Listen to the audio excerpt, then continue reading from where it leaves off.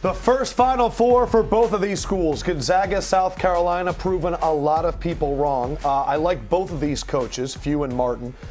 What kind of a game are we going to get? Will this be a high-scoring, low-scoring, well-executed? What do you think? I think it'll be a little ugly. Both these teams can play ugly, and I think South Carolina, we thought they'd beat Florida. Combined with the fact that they're playing in a football stadium, oh, yeah. This is going to be really ugly, which could be beautiful. Yeah, it could be beautiful. It could be one of those 41, 39. No, not that low, but it'll be low. I think Gonzaga will struggle with the ability of South Carolina to guard and switch screens and that zone defense they'll trap. Tell me about the Gonzaga offense and what they're going to be facing against this South Carolina defense, because the Zags offense has been phenomenal.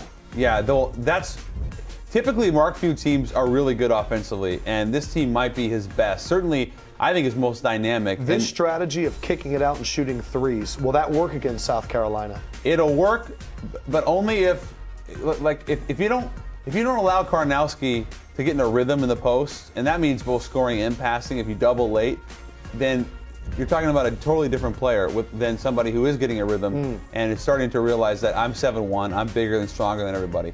But for me, it's about Nigel Williams-Goss. So if Gonzaga is able to get the driving kicks, then they can win this game. Gotcha. But if South Carolina uses that length and hounds them like they did Florida in the second half when they go 0 for 14, they're obviously going to win the game. I think the biggest issue for Gonzaga and my biggest concern for them all year has been who's their second wing scorer.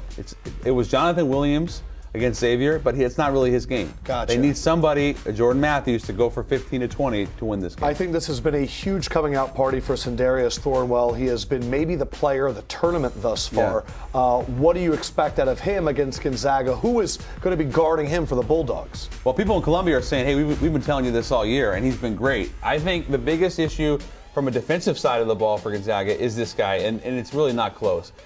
He's so versatile, Adam, 6'7". He's got a very strong, complete body, NBA body. You see the footwork. Those moves, they look simple. They're really tough, and they're not moves that you see out of most college basketball players, especially someone at that size. So I think Jonathan Williams goes on him, but I think ultimately he can get him in foul trouble because Williams, even though he's a terrific defender, is not used to guarding guys this versatile from the three. So Thornwell is absolutely the key for South Carolina from an offensive standpoint. Interesting. All right, so push comes to shove.